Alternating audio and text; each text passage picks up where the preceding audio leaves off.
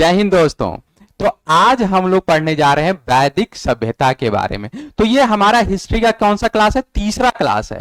इसके पहले हमारा 2 और क्लास हो चुका है, जिसमें क्या हम लोगों ने डिस्कस किया था? प्राचीन भारत का इतिहास और सिंधु घाटी की सभ्यता।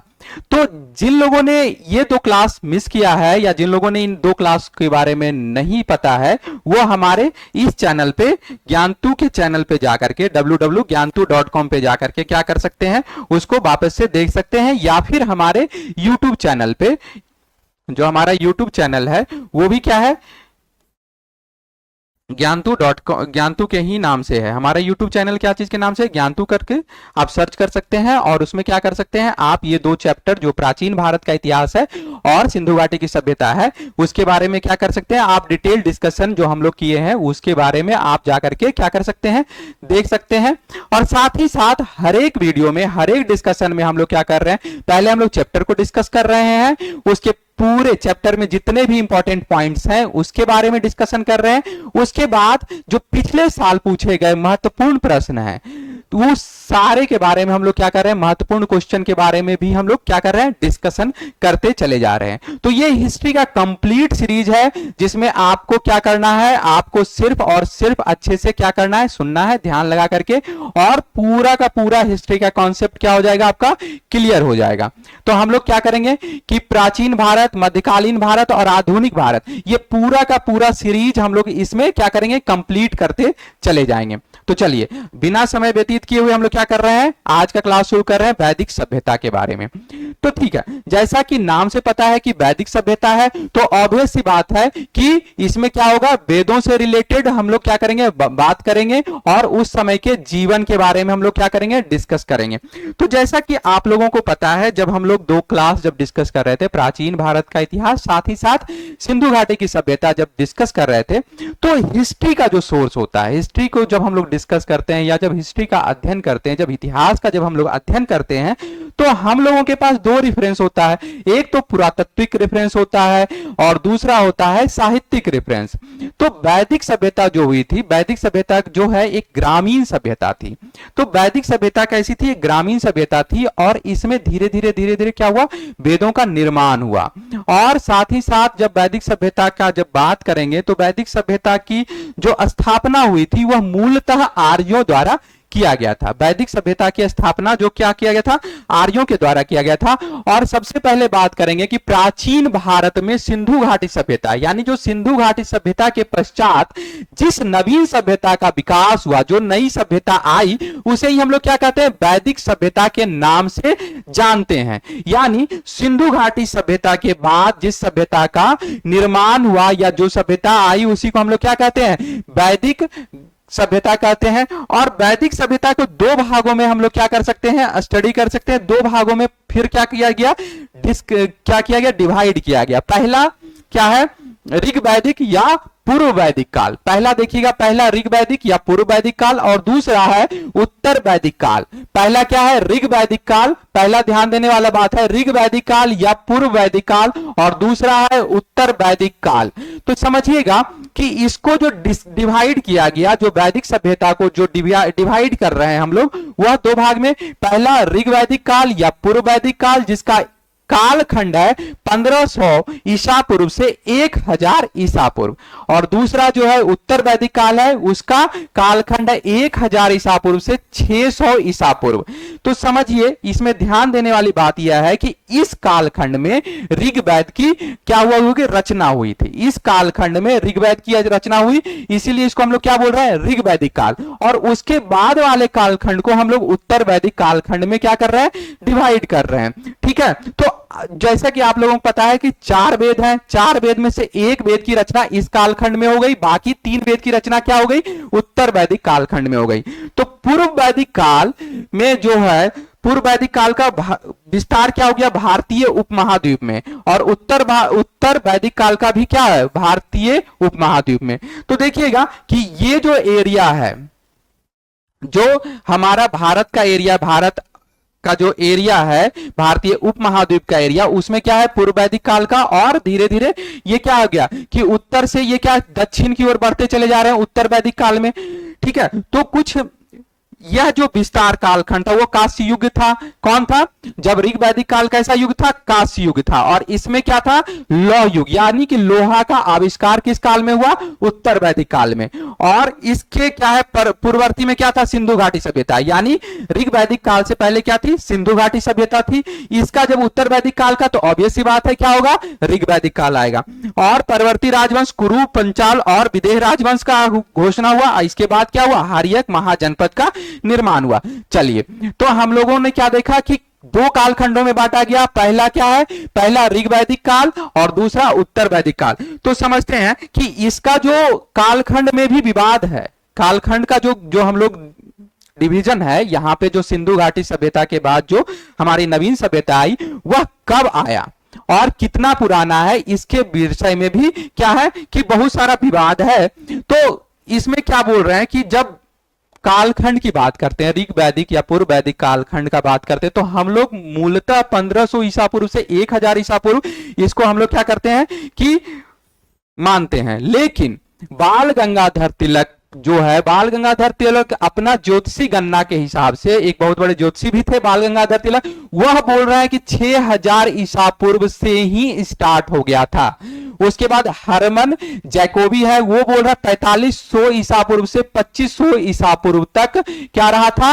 वैदिक काल का कालखंड रहा है। और विंटर निज सुप्रसिद्ध संस्कृत विद्वान है, वो 3000 ईसा पूर्व मान रहे हैं। मैक्स मूलर जो है 1500 ईसा पूर्व मान रहे हैं। तो मैक्स मूलर को ही लेकर के हम लोग चल रहे हैं कि मैक्स मूलर ही जो थे वह इनकी जो प्रिडिक्शन था, इनका जो कहना था, उसी को हम लोग क्या कर रहे हैं? लेकर के चल रहे हैं कि 1500 ईसा पूर्व से ही क्या थे? वैदिक ऋग वैदिक काल या पूर्व वैदिक काल का स्टार्ट हो गया था। तो ऋग वैदिक ग्रंथ की रचना हुई थी। इस कालखंड में क्या हुआ था कि सिर्फ और सिर्फ ऋग वैदिक ग्रंथ की रचना हुई थी।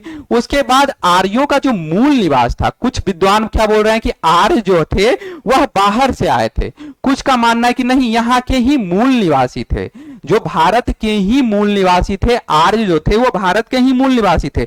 लेकिन मैक्स मूलर फिर से बोल रहे हैं कि आर्य का मूल निवास कहां था? मध्य एशिया में कहीं था। मध्य एशिया से ही आए थे। मैक्स मूलर बोल रहे हैं कि आर्य का मूल निवास कहां था? मध्य एशिया। और मध्य एशिया से ये क्या हुए? भारतीय महाद्वीप में आए हुए। आर्यों का द्वारा निर्मित सभ्यता को ही वैदिक सभ्यता कहते हैं। और आर्य जो वर्ड है, आर्य वर्ड कोई ऐसा नहीं जाति से रिलेटेड नहीं है। आर्य जो शब्द है उसका निर्माण किसी जाति विशेष से नहीं था, लेकिन पर्टिकुलर उस समूह में, उस पर्टिकुलर समूह के द्वारा एक ही भाषा बोली जाती थी और उसी भाषा के रेफरेंस से इस भाषाई समूह को का नाम दिया गया क्या? आर्य नाम दिया गया। और आर्यों के द्वारा विकसित सभ्यता कैसी थी? ग्रामीण सभ्यता थी। आर्यों की सभ्यता कैसी थी? ग्रामीण सभ्यता थी। और भाषा उनकी संस्कृत थी। आर्यों की भाषा कैसी थी? संस्कृत थी। कौन सी भाषा बोल रहे थे? संस्कृत भाषा बोलते थे।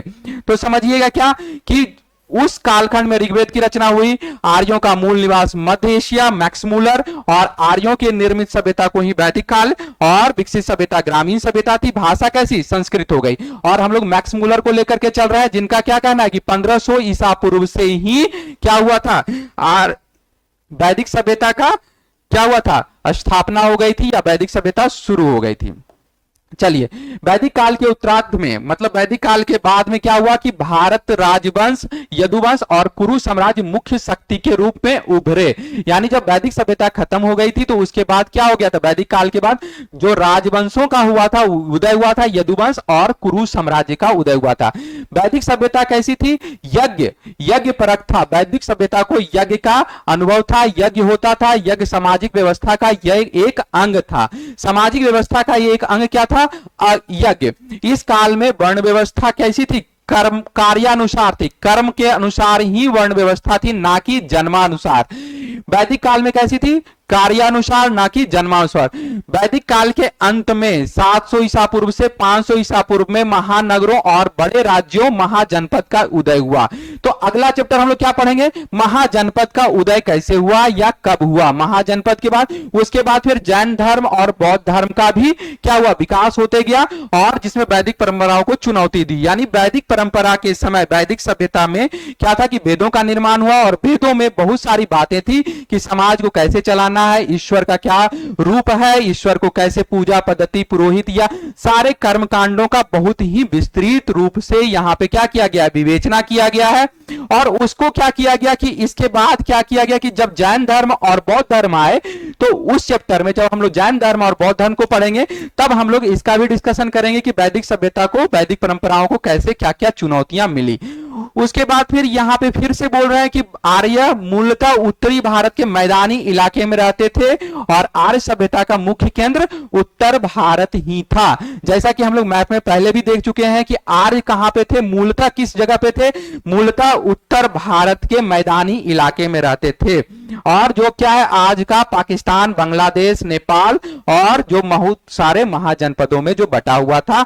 तो आज की बात करें तो कहां कहां थे आर्य, पाकिस्तान में थे, बांग्लादेश में थे और नेपाल। भारत के अलावा, उत्तरी भारत के अलावा पाकिस्तान, बांग्लादेश तथा नेपाल के साथ साथ अलग अलग जनपदों में क्या थे, विस्तृत रूप से फैले हुए थे।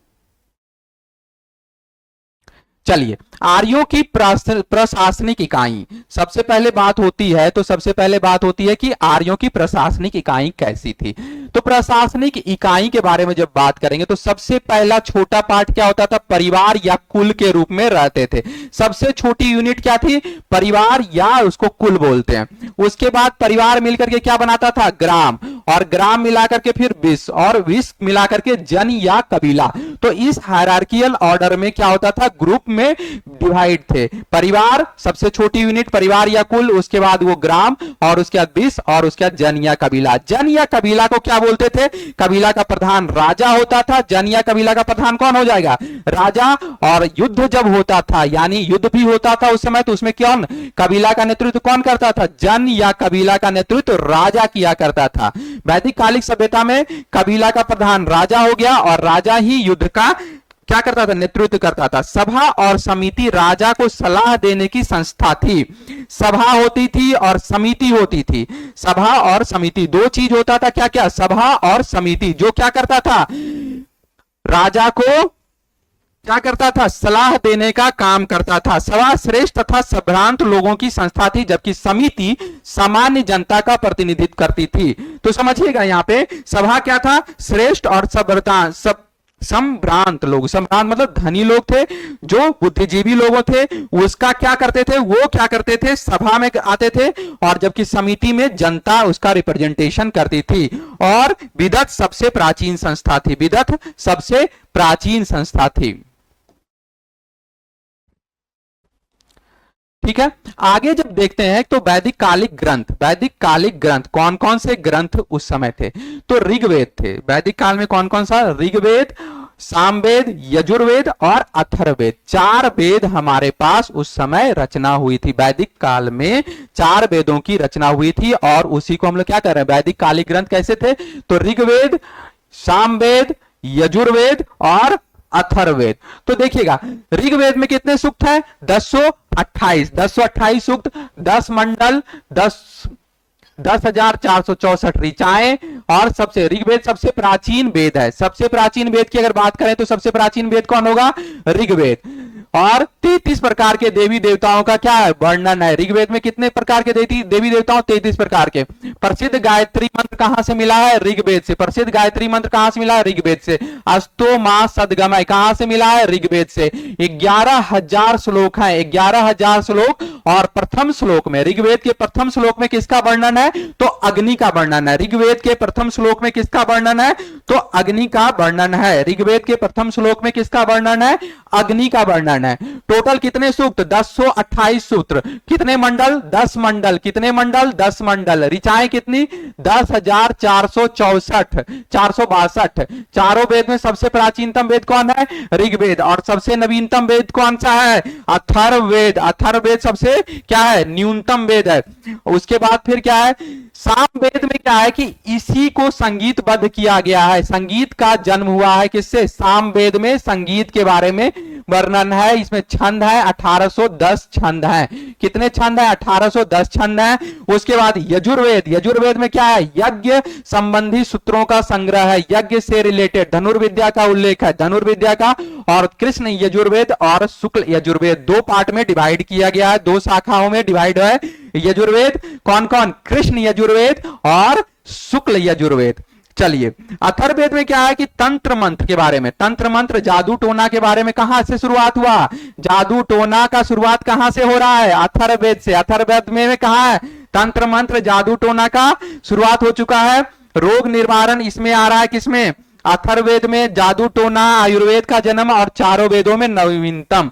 आयुर्वेद कहां से मिल रहा है हमको? आयुर्वेद अथर्ववेद से मिल रहा है। आयुर्वेद कहां से मिल रहा है? तो अथर्ववेद से मिल रहा है। तो वैदिक कालिक ग्रंथ में क्या कौन चार वेद फेमस थे? ऋग्वेद, सामवेद, यजुर्वेद और अथर्ववेद। तो इसके बारे में, सारे वेदों के बारे में मुख्यतः बातें हम लोगों ने डिस्कस कर लिया कि ऋग्वेद क्या है? सबसे प्राचीनतम है, और नवीनतम में हम लोग बोलेंगे तो अथर्ववेद है। यज्ञ के बारे में अगर बात करेंगे तो यजुर्वेद की बात होगी। यज्ञ के बारे में बात कहां होगी? यजुर्वेद में। अथर्ववेद में तंत्र मंत्र, रोग निवारण, जादू टोना, आयुर्वेद, ये सारा कहां से मिलेगा? अथर्ववेद में। और सामवेद में म्यूजिक, संगीत से रिलेटेड अगर कुछ भी छंद है तो वो कहां है? सामवेद में। ठीक है, चलिए आगे देखते हैं। वेदों की कुल संख्या कितनी? अभी हम लोग देखें वेदों की कुल संख्या कितनी? 4। उपनिषद कितने हैं? 108 उपनिषद है। टोटल कितने उपनिषद है? 108। और महापुराण कितने? 18 महापुराण। और वेदांग कितने हैं? 6 वेदांग है। वैदिक काल में, काल साहित्य में हमारे धर्म ग्रंथों के रूप में, हिंदू धर्म ग्रंथ के रूप में अगर हम बात करें तो वैदिक काल का जो साहित्य है, जो वैदिक काल का साहित्य है, वही आज का क्या है? धर्म ग्रंथ है, जिसमें रामायण, महाभारत और पुराण, ब्राह्मण ग्रंथ, उपनिषद आदि की रचना इसी काल में हुई। वैदिक काल के बाद ही चार्वाक, तांत्रिक, बौद्ध और जैन धर्म का जन्म हुआ। तो ये हम लोग देख लिए थे पहले ही। तो आज का जो रामायण, महाभारत, पुराण, ब्राह्मण ग्रंथ और उपनिषद है, वो कब रचना हुआ? उसका रचना वैदिक काल में ही हो चुका था। वैदिक काल में किसका किसका रचना हुआ था? ये 4 वेद का रचना हुआ। उपनिषद कितने? 108 उपनिषदों की रचना हुई। महापुराण 18 महापुराणों की रचना हुई। साथ ही साथ कितने? 6 वेदांगों की रचना भी हुई। तो आज जो हिंदू समाज का जो प्रमुख ग्रंथ है, रामायण है, महाभारत है, उसकी रचना कहां हुई थी? वैदिक काल में ही हो गई थी। तो समझिए, फिर से एक बार डिस्कस करते हैं। कितने वेद हैं? 4 वेद हैं। कितने वेद हो गए? 4 वेद हो गए। कितने वेद? 4 वेद। उपनिषद कितने? 108 उपनिषद। महापुराण कितने? 18 महापुराण। और वेदांग कितने? 6 वेदांग हैं। चलिए, वैदिक कालिक दर्शन के बारे में बात करते हैं। तो वैदिक कालिक दर्शन जो है, उस समय जो हमारा वैदिक सभ्यता था वो इतना ज्यादा डेवलप था कि उस समय दर्शन भी हुआ करते थे। यानी बहुत सारे फेमस क्या हुए? विद्वान हुए, ऋषि हुए, और उन्होंने क्या हुआ? अपना दर्शन साहित्य भी लिखा था। और उस दर्शन साहित्य में देखिए, चार्वाक का जो दर्शन है वो चार्वाक मुनि खुद लिखे थे। चार्वाक मुनि खुद लिखे थे, और उन्हीं का दर्शन का नाम क्या हुआ? चार्वाक। पूर्व मीमांसा, जैमिनी, ये बहुत इंपॉर्टेंट क्वेश्चन है। ये दोनों बहुत ही ज्यादा इंपॉर्टेंट क्वेश्चन है। जैमिनी जो लिखे थे, जैमिनी किसको लिखे थे? तो पूर्व मीमांसा को। और योग कौन लिखे थे? पतंजलि। पतंजलि क्या कर रहे हैं? योग के बारे में, योग दर्शन के बारे में अगर लिखते हैं तो पतंजलि लिख रहे हैं। उत्तर मीमांसा, बाद रायन कौन? उत्तर मीमांसा। उत्तर मीमांसा के रचयिता कौन है? बाद नारायण। सांख्य कपिल। और वैशिक कनाद ऋषि। और न्याय गौतम। न्याय दर्शन के बारे में किसके रचयिता कौन है? गौतम। चलिए, तो यहां पे ये पूरा नोट्स टाइप का हो जाएगा आपके लिए। और ये कहां मिल जाएगा आपको? हम लोग क्या करेंगे, सारा का सारा नोट्स अवेलेबल करा देंगे। और ये नोट्स कहां मिल जाएगा? ये नोट्स फिर आपको यहां पे मिल जाएगा। कहां? ज्ञानतु.com पे। कहां मिल जाएगा? ज्ञानतु.com पे आपको सारा का सारा ये नोट्स मिल जाएगा। जितना हम लोग डिस्कस करने जा रहे हैं, जितना ही डिस्कस करेंगे, नोट्स, स्टडी मटेरियल और जो भी क्वेश्चन आंसर है, वो सारा का सारा आपको क्या मिल जाएगा? ज्ञानतु.com पे अपलोड कर दिया जाएगा। आप वहां से लिख सकते हैं, वहां से ले सकते हैं। तो समझिए, वेद के बारे में बात की, उपनिषद, महापुराण और वेदांग सभी हिंदू ग्रंथ के महत्वपूर्ण ग्रंथ हैं। और ये सारा वेद क्या है? हिंदू धर्म का सबसे प्राचीन धर्म ग्रंथों में से एक है। उसके बाद वेदों को 4 भागों में बांटा गया है: ऋग्वेद, यजुर्वेद, सामवेद और अथर्ववेद। ठीक है। इसमें ऋग्वेद में क्या है, ऋग्वेद में देवताओं की स्तुति और प्रार्थनाओं का वर्णन किया गया है। यजुर्वेद दूसरा भाग है, इसमें यज्ञ के अनुष्ठानों।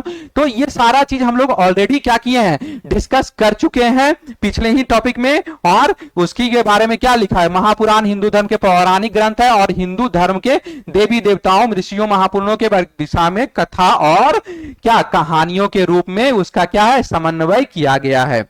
चलिए ठीक है। तो ये क्या करते हैं, हिंदू धर्म के इतिहास, संस्कृति, दर्शन और धर्मशास्त्र, धर्म शास्त्र के बारे में। ये वेद जितने भी है, वेद है, उपनिषद है, महापुराण है, वेदांग है, जितने भी चीजें हैं वो हिंदू के धर्म दर्शन के बारे में या धर्मशास्त्र के रूप में इतिहास, संस्कृति और दर्शन के बारे में क्या करते हैं, बताते हैं।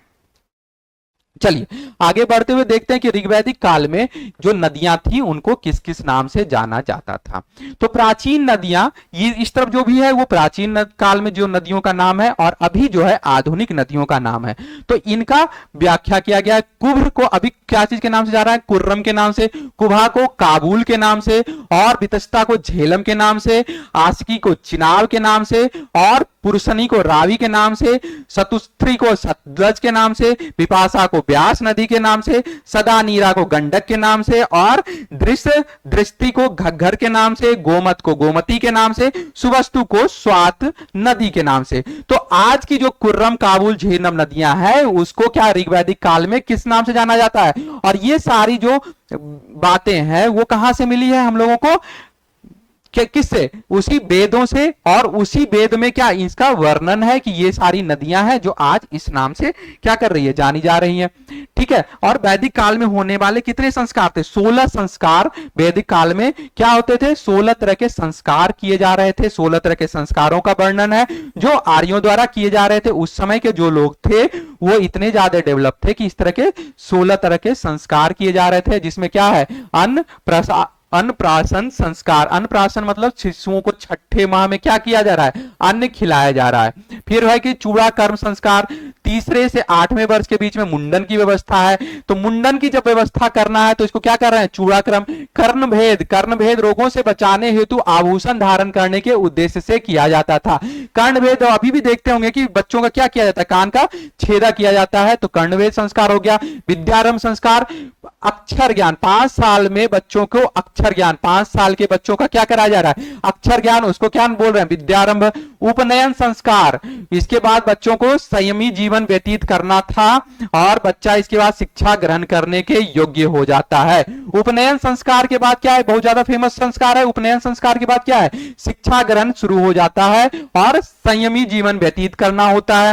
वेदारंभ संस्कार, यानी वेद अध्ययन करने के लिए, वेद अध्ययन को शुरू करने से पहले करने वाले संस्कार को क्या बोल रहे हैं, वेदारंभ संस्कार। उसके बाद केशांत संस्कार है, 16 वर्ष, 16 साल का जब हो जाएगा तो क्या कराया जाएगा, 16 साल की अवस्था में क्या कराया जा रहा है, केशांत संस्कार। प्रथम बार बाल काटा जाएगा, पहला बार, यानी 16 साल तक कोई भी बाल नहीं कटेगा। यानी 16 साल तक क्या हो रहा है, बाल ही नहीं कट रहा है। सोचिए कितना बड़ा बाल हो जाएगा। अंत्येष्टि संस्कार, निधन के बाद होने वाला संस्कार, अंत्येष्टि संस्कार।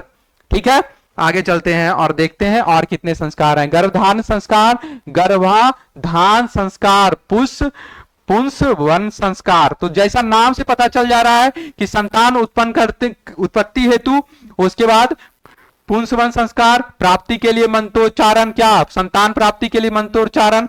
सीमांत तो नयन संस्कार, गर्भवती स्त्री के गर्भ की रक्षा के लिए, गर्भ की रक्षा के लिए क्या चीज, सीमांत तो नयन संस्कार, सीमांतो नयन संस्कार। जात क्रम संस्कार, बच्चों के जन्म के पश्चात पिता अपने शिशु को मधु चटाता है और बच्चों की दीर्घायु के लिए प्रार्थना की जाती है।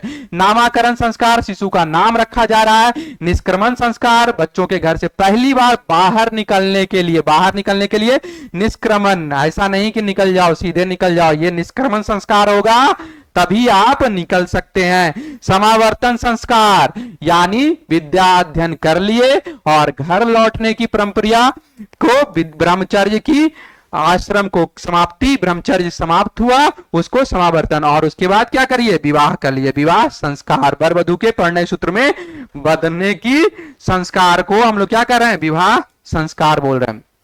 वैदिक कालिक देवता, कौन कौन से देवी देवता थे, तो सबसे पहले देखिए मरुत का नाम आ रहा है। मरुत किसके देवता थे, तूफान के देवता। तूफान आ गया तो कौन भगवान आ गए? मरुत भगवान आ गए, जिसको पर्जन्य वर्षा, सरस्वती नदी देवता, पूषण पशुओं के देवता, अरण्यानी जंगल के देवता, यम मृत्यु के देवता, आज भी फेमस है ये वाला यम, मृत्यु के देवता यमराज आ गए, मित्र शपथ एवं प्रतिज्ञा के देवता, अश्विन चिकित्सा के देवता, चिकित्सा से रिलेटेड के कौन देवता हो गए? अश्विन, सूर्य जीवन देने वाले सूर्य, त्वक्षा धातुओं के देवता, आर्स विवाह और संधि के देवता, सोम वनस्पति के देवता, सोम क्या चीज के देवता हो गए? वनस्पति के देवता। तो इस तरह से बहुत सारे क्या थे? देवी देवताओं का वर्णन है किसमें? वैदिक कालीन पीरियड में। वैदिक कालीन पीरियड में क्या है? बहुत सारे देवी देवताओं का वर्णन है वैदिक कालीन देवता वैदिक पीरियड में। चलिए और भी बहुत सारे हैं, इंद्र हैं युद्ध के देवता है, अग्नि है देवता और मनुष्यों के बीच में मध्यस्थता करते हैं, वरुण है पृथ्वी और सूर्य के निर्माता है। इसी तरह से क्या है कि बहुत सारे देवी देवताओं का क्या किया गया है? उसमें वर्णन किया गया है। वैदिक कालीन सभ्यता के समय में जो वेद थे, जो जिनका निर्माण हुआ था, उस समय इन सारी देवी देवताओं का क्या किया गया है? वर्णन किया गया है। चलिए उसके बाद क्या है कि विवाह संस्कार, जो विवाह होता था वो अलग अलग तरह का क्या होता था? विवाह उस समय किया जा रहा था। पहला विवाह क्या हो गया? ब्रह्मा विवाह, यह सबसे फेमस विवाह है। कौन सा विवाह? ब्रह्मा विवाह। यह पवित्र एवं स्वीकृति विवाह है, यानी मतलब सब लोग राजी हैं, सब लोग खुशी खुशी हैं, जिसमें दुल्हन को उसके पिता द्वारा पुजारी एवं अन्य बुजुर्गों की उपस्थिति में किया जा रहा है, अरेंज मैरिज। ठीक है। दैव्य विवाह, दैव्य विवाह में क्या हो रहा है कि देवताओं को बलिदान के रूप में किया जाता था। दुल्हन क्या करते थे? उसके पिता द्वारा एक पुजारी और बुजुर्ग की उपस्थिति में दूल्हे को दिया जाता था, फिर युगल देवता को प्रार्थना कर और बलिदान अर्पित करते थे। चलिए दैव विवाह हो गया। आर्ष विवाह, आर्ष विवाह मतलब क्या हो गया? आर्ष विवाह में ऐसा विवाह, उपहार के बदले दुल्हन को क्या करते थे? दुल्हन खरीदा जाता था। दुल्हा क्या कर रहा? दुल्हन के परिवार को उपहार देता था। उपहार के रूप में कुछ भी हो सकता था, गाय भैंस बकरी, मतलब जो भी है। ठीक है। दुल्हा क्या कर रहा है? दुल्हन के परिवार को एक उपहार देता था। और आर्ष विवाह, समझ रहे हैं? यानी इनडायरेक्टली क्या हो गया? दहेज क्या कर रहा है? दुल्हा क्या कर रहा है? खरीद रहा है दुल्हन को। किससे? दुल्हन के परिवार से। प्रजापत्य विवाह, प्रजापत्य विवाह क्या हो रहा है? दुल्हा और दुल्हन सहमत होते हैं, उसी समय शादीशुदा माना जा रहा है।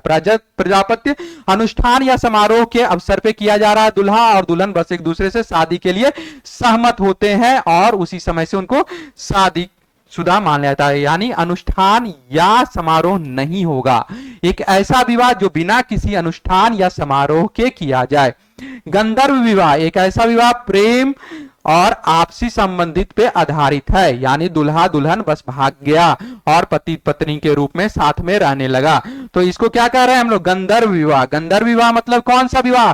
जिसमें दुल्हा दुल्हन क्या कर रहे हैं? भाग जा रहे हैं और पति पत्नी के रूप में क्या कर रहे हैं? साथ में रहने लग रहे हैं। असुर विवाह भौतिक लाभ के लिए अनुबंधित है। दुल्हन को उसके पुजारी अन्य बुजुर्गों के दूल्हे को दिया जाता है, फिर दुल्हा दुल्हन को परिवार के रूप में दहेज देता है। असुर विवाह, राक्षस विवाह, यानी मजबूर कर दिया, दुल्हन को अपहरण कर लिया और उसको मार पिटाई करके क्या कर लिया? शादी कर लिया।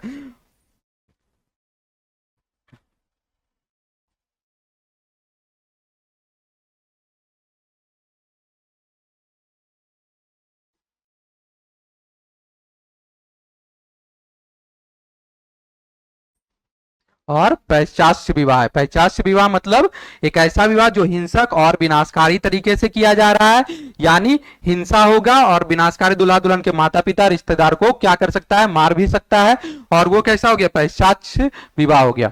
अब चलिए ये पूरा वैदिक सभ्यता क्या हो गया? वैदिक सभ्यता का डिटेल में हम लोग जो डिस्कशन करने वाले थे वो कंप्लीट हो गया। अब चलते हैं हम लोग जो महत्वपूर्ण प्रश्न है, जो इंपॉर्टेंट क्वेश्चन है, उसको एक एक करके क्या करते हैं? डिस्कस कर लेते हैं। चलिए निम्नलिखित में कौन सा अभिलेख ईरान से भारत में आर्यों के आने की सूचना देता है?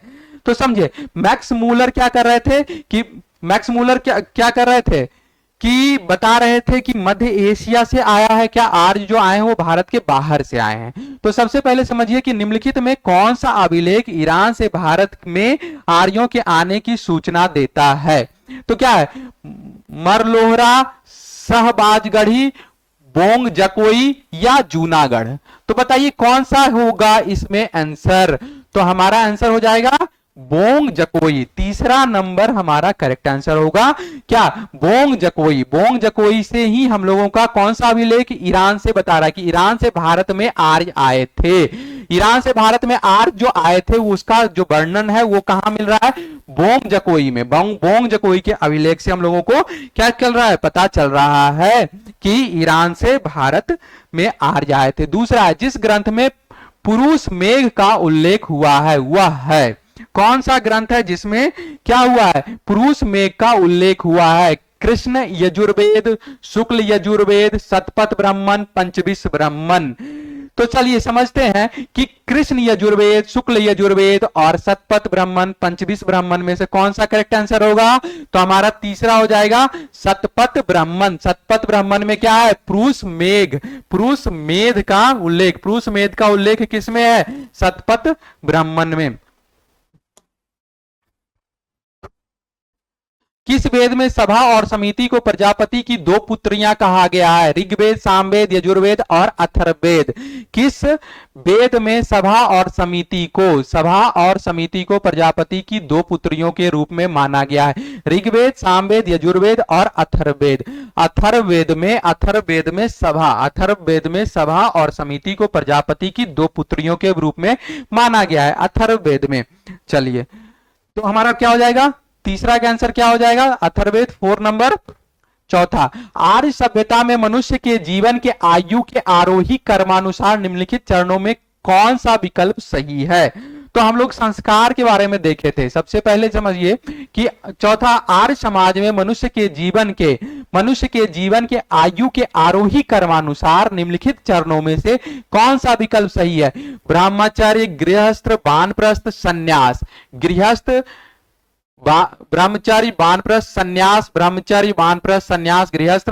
तो ये 4 कालखंड 16 संस्कार हम लोग पढ़ चुके हैं। उसी को आप क्या करिए, विजुअलाइज करिए और देखिए कि पहला क्या हो जाएगा, ब्रह्मचर्य होगा, फिर गृहस्थ होगा, फिर वानप्रस्थ होगा, फिर क्या हो जाएगा, संन्यास हो जाएगा।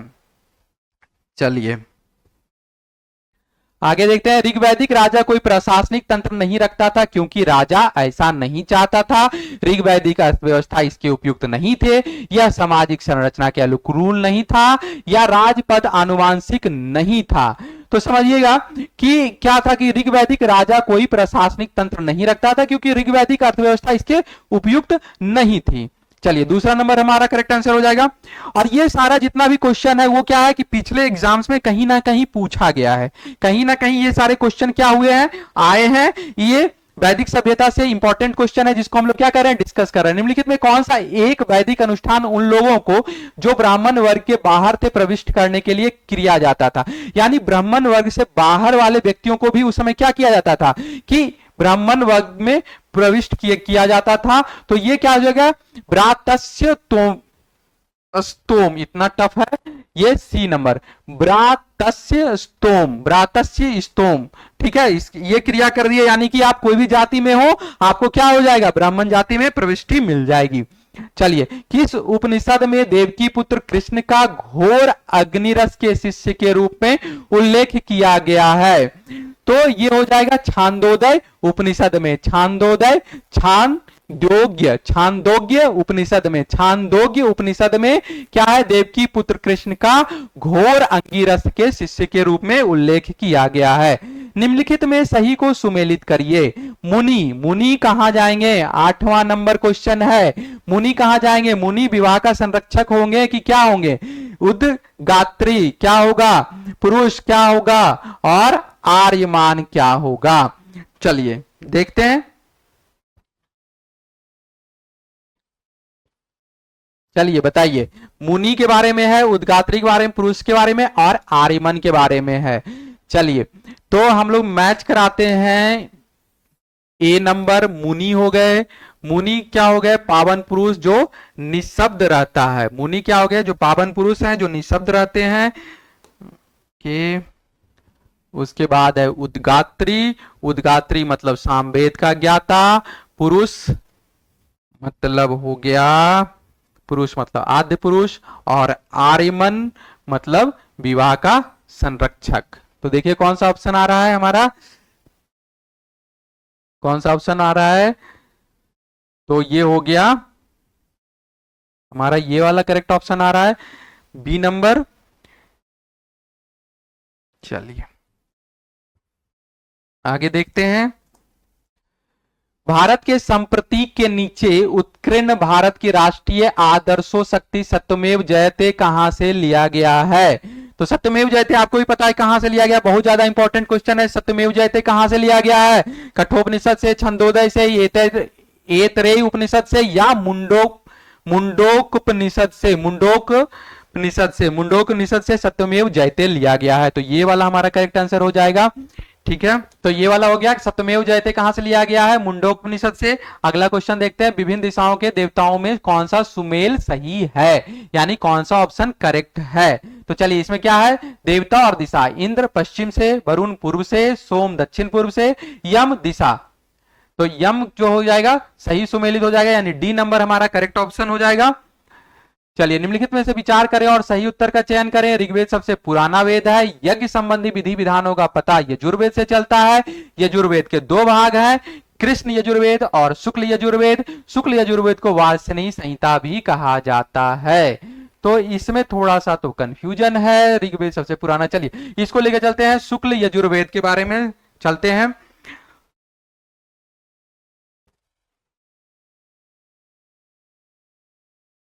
आगे देखते हैं, आर्य कब भारत आए थे? आर्यों का भारत में उद्गम कब हुआ था? तो ये आर्यों का भारत में उद्गम उसी समय हुआ था, कब?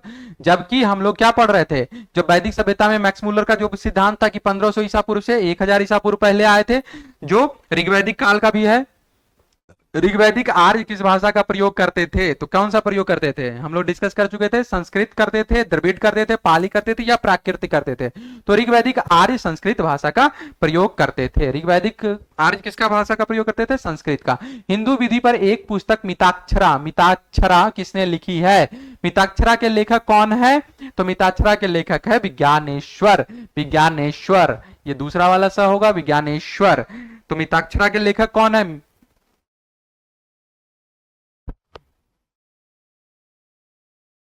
विज्ञानेश्वर। चलिए अगला देखते हैं, ऋग्वेद में वर्णित देवताओं में सबसे प्रमुख देवता कौन से थे? इंद्र, विष्णु, सूर्य या ब्रह्मा? सबसे ऋग्वेद में वर्णित देवताओं में सबसे प्रमुख देवता इंद्र देवता सबसे प्रमुख कौन? गायत्री मंत्र का सर्वप्रथम उल्लेख कहां मिलता है? ऋग्वेद, अथर्ववेद, उपनिषद, पुराणों में कहां मिलता है? डिस्कस कर चुके हैं। चलिए ऋग्वेद में मिलता है। कहां मिल रहा है? ऋग्वेद में। ऋग्वैदिक काल से पूर्व आर्यों का मुख्य व्यवसाय क्या था? ऋग्वैदिक काल से पूर्व आर्यों का मुख्य व्यवसाय पशुपालन था। कौन सा व्यवसाय था? पशुपालन था। पाणिनि किस विषय के प्रसिद्ध विद्वान थे? भाषा और व्याकरण के। पाणिनि जो है भाषा और व्याकरण का जैसे ही नाम आएगा आपको पाणिनि सेलेक्ट करना है। पाणिनि किस विषय के प्रसिद्ध विद्वान थे? तो भाषा और व्याकरण के। जीविकोपार्जन हेतु वेद वेदांग पढ़ाने वाले अध्यापक को क्या कहा जाता था? आचार्य या उपाध्याय या पुरोहित या अर्धवयु? क्या कहा जाएगा?